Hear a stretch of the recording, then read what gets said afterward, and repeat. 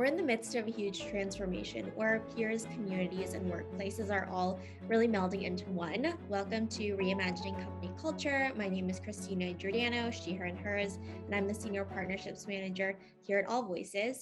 Today, I'm super excited to welcome our next guest onto the show, Shadiah Sigala. She is the co-founder and CEO of Kinside. Shadiah, thank you so much for being here. If you want to share a little bit about yourself for our listeners, including your pronouns and when you were younger, do you remember how exactly you answered the question? What do you want to be when you grow up? Hi, thanks for that introduction. I am Shadiah, she, hers. And when I was little, I wanted to be either the most educated person that I've ever known. So that was defined as having a doctorate in whatever, or being a singer. So, and that makes perfect sense for me now because I have a very, very creative minded leaning, but also I'm very motivated to achieve. I love that. Very motivated to achieve creativity. What would you say defines you as well? What defines me? I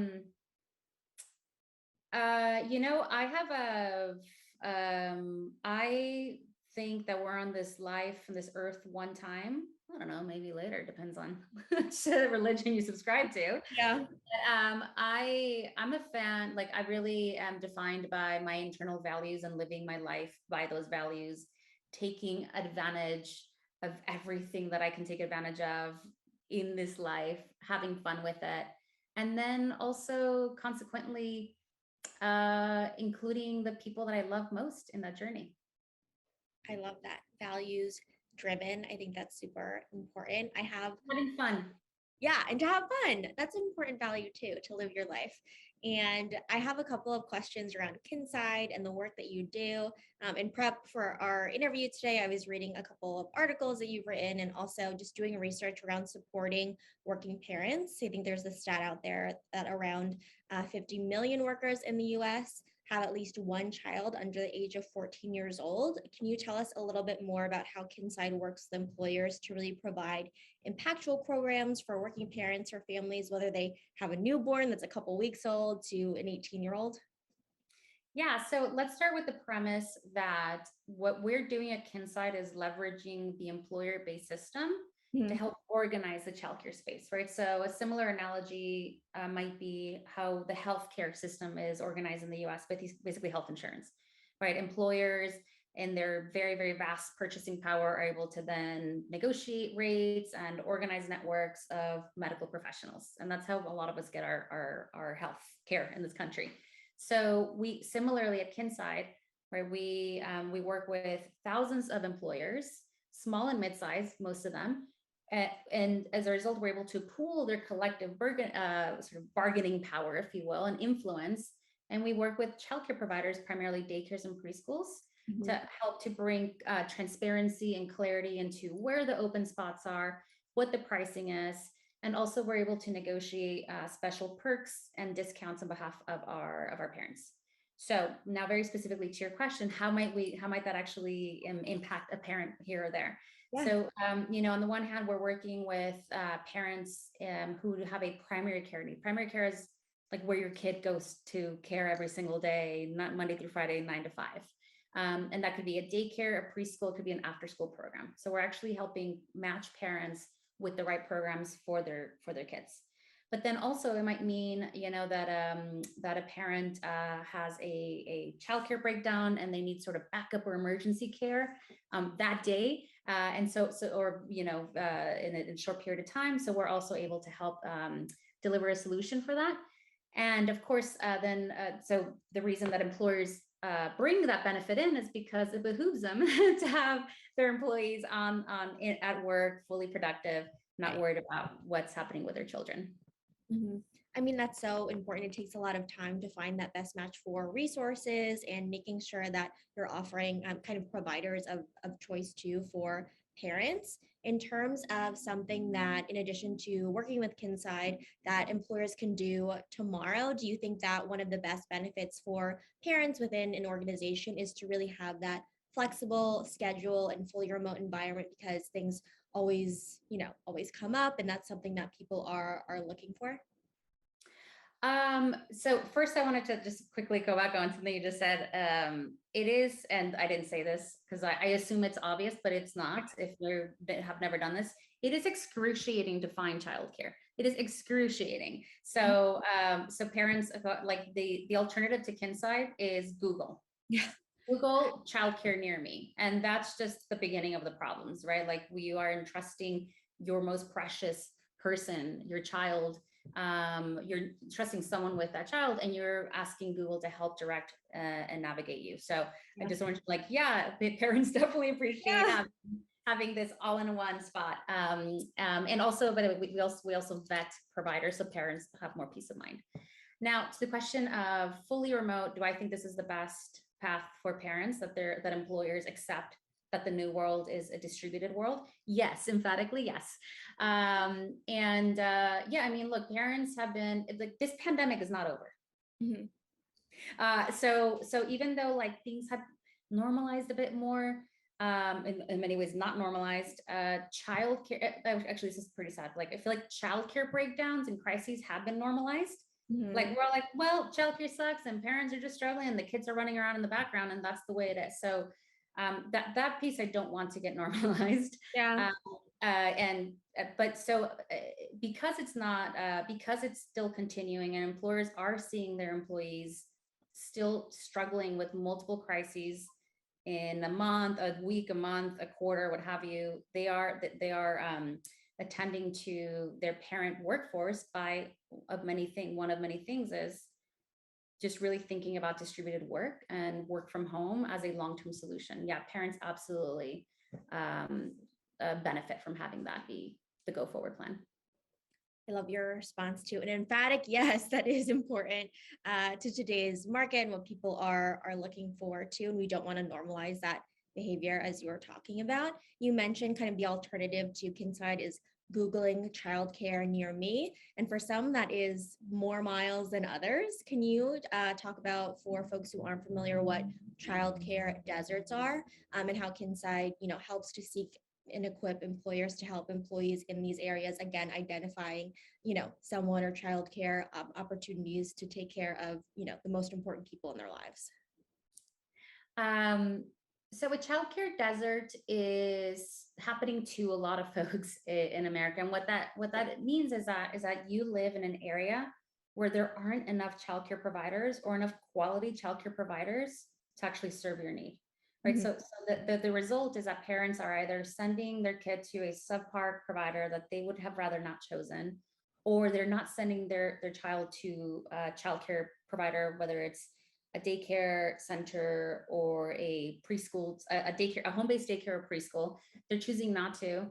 And many times that's affecting their ability to go to work. So they might actually then choose just not to actually be employed at this particular moment. So childcare deserts they're like a ripple effect of economic breakdowns in a community. And oftentimes childcare deserts are we're disproportionately impacting low-income folks, people of color, and of course mothers. So again, these are folks who can't access good quality, affordable childcare. And what Kinside is doing about it is, this comes back really to the core, at like the more, I would say more, I don't know, philosophical core, but the more like the business model innovation. Actually, let's say this comes back to the business model innovation that Kinside is bringing.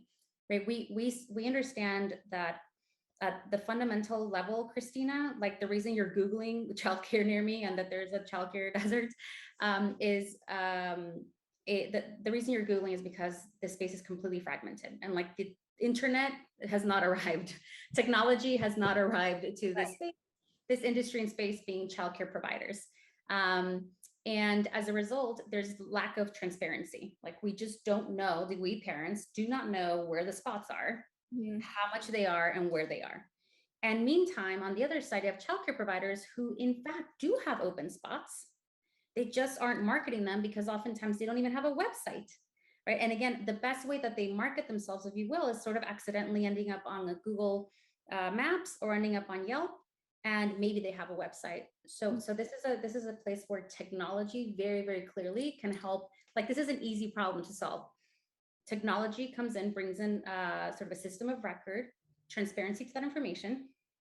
And when we have transparency in information, we can actually understand with data, where are the parents, where are the providers, and where is there an excess in demand, right? So when we actually bring in data and transparency into the facts, into what's happening out there, which is what Kinside is aiming to do, then we can actually look at the map and say, oh, here's an excess of parents that aren't able to find childcare in a timely manner, an affordable manner. Let's now actually double down and focus on creating new supply in these areas. I think that makes sense in terms of a data-driven approach, having transparent data, having consistent, concise, really digestible places for you to find this really critical information. And you're right, the system is fragmented. Have you seen any trends, especially over the past 3 years, in how employers are looking to work with Kinside? Yeah, the trend is they want to work with us now. Before they may not have. So first of all, Kinside has only been live for 3 years. Yeah. But what happened, there was a clearly tectonic shift in just about every industry and day-to-day experience for all of us with the pandemic. But what that meant for Kinside, and really for any company like ours that is actually aiming to bring sort of benefits, parity, and equity to the workforce. What the pandemic meant for Kinside is that employers were really kind of they could no longer pretend that childcare was not their problem, right? And I think for very, let's say 3 years ago, so when Kinside started, I started with this belief that employers should be invested in the childcare ecosystem because they are directly impacted by the childcare ecosystem, and in many times the crisis moments and the lack of support that parents get in terms of finding affordable, high quality childcare. So I understood that as a business imperative. Like, I know this is impacting the bottom line for employers when your employee can't show up to work, when they're distracted, when there's absenteeism, when women are actually choosing to not go back to work after they've had their baby because it's just too darn hard, right? And then so I think that the pandemic really brought what was once a sort of a private problem, but a very endemic problem. It brought it to the forefront. It put it in the faces of employers, and employers are reckoning now with the fact that we cannot ignore this issue. This issue is not a private issue that employees have at home and we don't look at it. We literally look at it on Zoom every day when my child walks in, or when my employee's child is on their lap. Right. Absolutely. And it is a business imperative. It's impacting your organization, your talent, the people who are on the front lines for you. In terms of organizations who are in maybe a startup mode, or they're continuing to grow, and maybe, they don't have parents within the organization yet, but they want to prepare their environment to support their needs. Do you have any advice for those folks? Yes, I would. So you mentioned earlier companies, maybe smaller companies that don't yet have a very large parent workforce. Right. I would actually, I'm a huge and ardent advocate of paid family leave. So let's say with that, I'm not even going to plug Kinside. Like, you should have Kinside on the ready. I mean, you should. Like, why not? But actually, I'm a huge advocate of. It just makes sense. First of all, that paid parental leave, meaning a mom, dad, parent, adoptive, new birth, and everyone in between. When you are forming a family, it is an incredibly special and vulnerable time. It's also a very short time, right? So when you think about an employee, when you think about organizationally and strategically an employee's lifespan in your organization, then leaving for, let's say, 3 to 4 months, ideally 6 months, on leave is actually not going to make a difference for you negatively as an organization, even with startups. But what it will make a difference is in the longevity of tenure of that person in your organization. So I'd start with paid family leave. It is absolutely criminal that in this country, 1 of 4 women have to go back to work within 10 days of having a baby. That's absolutely criminal. Yeah. Right. And right now, unfortunately, we live in a society where government is not stepping in to provide paid leave, and we as a society have clearly not made that a public good, and it does fall on the private sector, or rather the employer-based system right now. but I would implore early companies and startups, especially if you're venture funded, that it is your moral duty and imperative to offer at minimum 12 weeks of paid leave for all new parents. Absolutely. It is a moral imperative. It's really important that you offer these family forming benefits in time. And I like how you called out kind of the different ways that people can build their family. And it's an incredibly vulnerable time. So you should have that built in.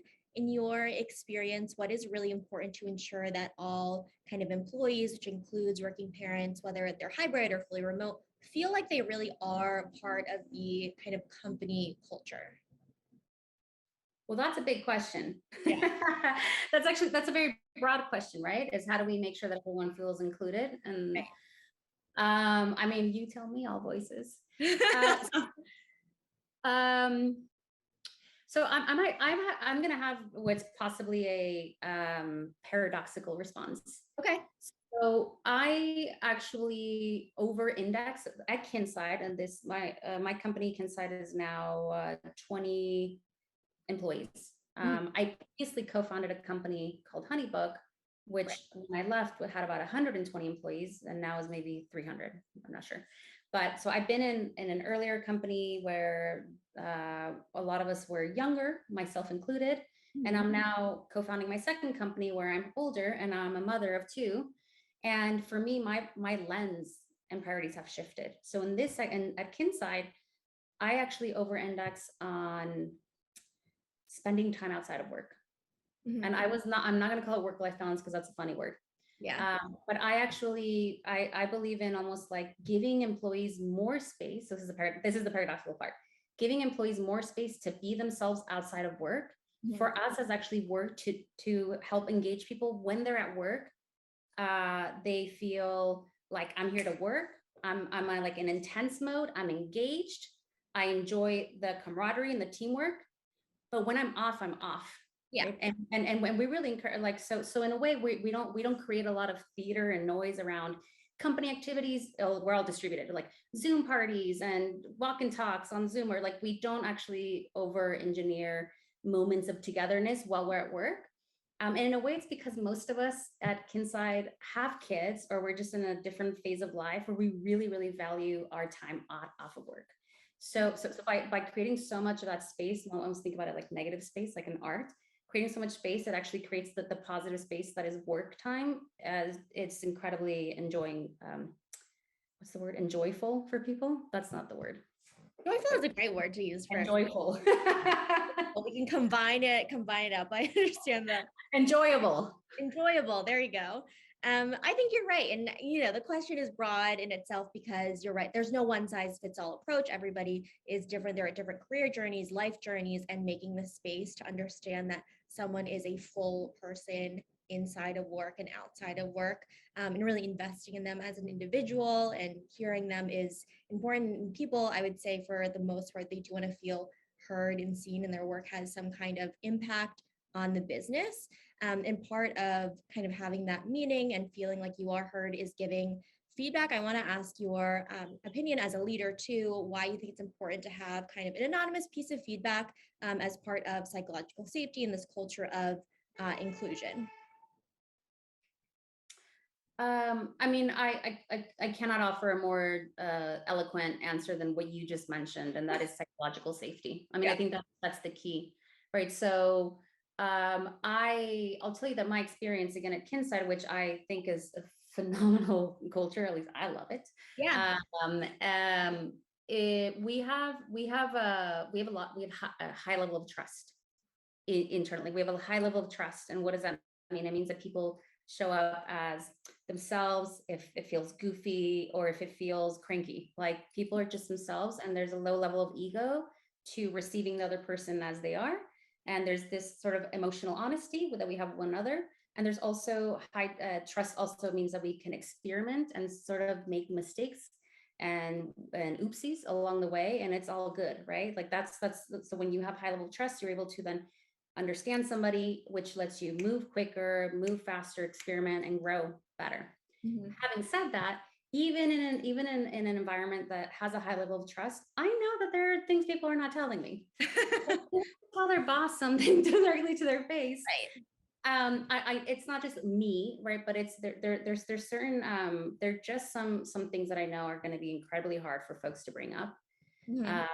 And there are also lots of type of feedback that employees have that don't have a space, like they don't have a category or a space time in a one-on-one, for example, to relate back to a manager, right? Right. So for me, what I think All Voices is creating is creating sort of this like third space, maybe it's a second space, let's call it a second or third space, Yeah. for to also receive feedback that would otherwise an employee might not know where to fit it in, and they might not know if it's even important to report or not. Exactly. No, I definitely agree. Just because you have, an option to give anonymous feedback does not mean you're in a high trust environment. It's just looking at, not everybody is comfortable going to their boss or the CEO of an organization and sharing everything and asking questions. It's just the way that, trust and relationships work. In terms of, I know you're talking about a couple different ways that Kinside really supports employers and, of course, parents at those organizations. And even with the best intentions, companies, of course, make mistakes. So, out in the world, so not necessarily the folks that you work with on a day to day basis, but are there any common mistakes that you see companies making in their strategy to support parents in their organization? Hmm. Honestly, the biggest mistake, you said, like, what are some common mistakes that employers make? The common Yeah. mistake employers make when it comes to parents is not caring about parents. Yeah, I take it back. It's not about care. It's not about care. Actually, employer, it's not about care. It's about having thoughtful consideration around parenting, like parenthood as an actual HR demographic.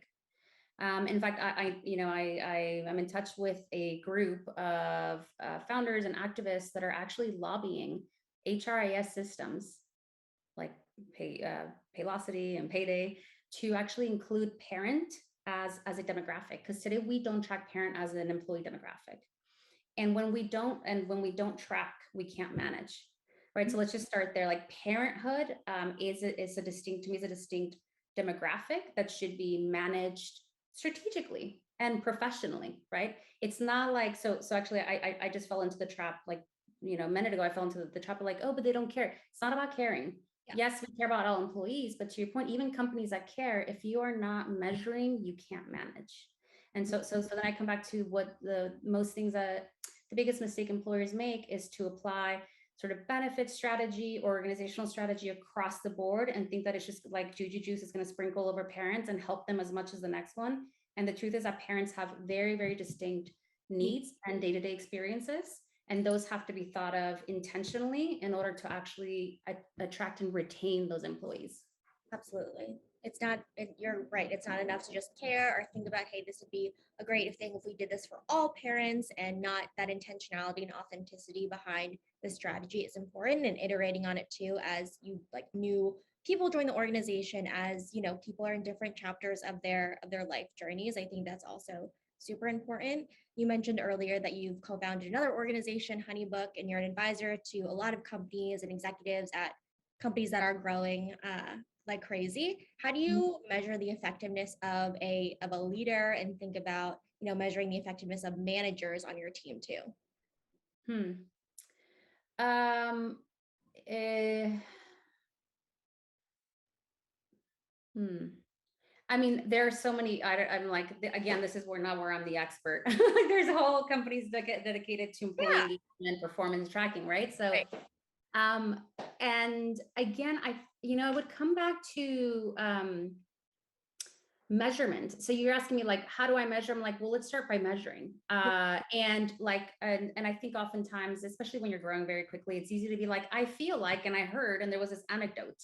But again, to the literal, to why All Voices systematic measurement is important. Like the why All Voices is an incredible platform, because and I'm a person who's very intuitive, so I'm very likely to be like, I feel like, right? I'm one of those. But I know, so what I like to measure, and for me is a really is a great indicator of health of the company, is retention. So like retention attrition, right? So how many folks have left your organization in the last 12, 18, 24 months, and for what reason? Now, Mhm. mind you, I am a huge believer in career cycles, and I never take it personally when someone goes to another employer. I'm like, Absolutely. Awesome. Good for you. I'm assuming that you did it because you're super excited about that. You Yeah. got a great promotion and so on. So I do believe in cycles, but I do like to measure how long was your cycle at Kinside, right? And if I can't give you, this is a startup, so it's very skewed. If I can't give you like a 24-month to like a 2 to 3 year cycle, then and employees are leaving sooner than that, then I'm actually wondering, what is it about the culture or about how we are hiring folks inside? And I'm happy to report that at Kinside, we have a very, very, very high rate of retention, and folks stay with us a very long time. I guess it's only 3 years then, But still, a good sample size, asking yourselves the question of, why are people leaving? What kind of culture are we creating? Do people feel empowered to do their best work and feel like, they are supported? Are all great questions. And retention is a really good data point to look at as well when you are, thinking about leaders in every sense of the word, whether you're people managers or an executive. Is there anything that I didn't ask that you want to share with folks who are listening, or maybe underscoring 1 to 2 key takeaways for people as they listen to the end of our conversation today? Sure. Let me make another plug, actually, for the importance of providing parental benefits. And by that, I mean paid leave and childcare support. So I coach and advise women, anybody who, like, I advise women to, when they're looking at their next career, especially as I mentor women, whatever, in the child rearing ages, to look at the benefits before they accept a job. Yeah. And literally look at whether they offer paid leave. And if they don't, like, they're dead to you. They're dead.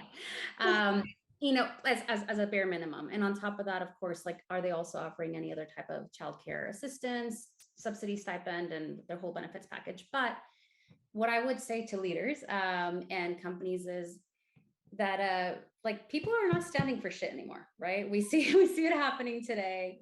There's a clear shortage of labor, which is really just people speaking up and saying, I'm not taking this shit anymore, and they're speaking with their feet.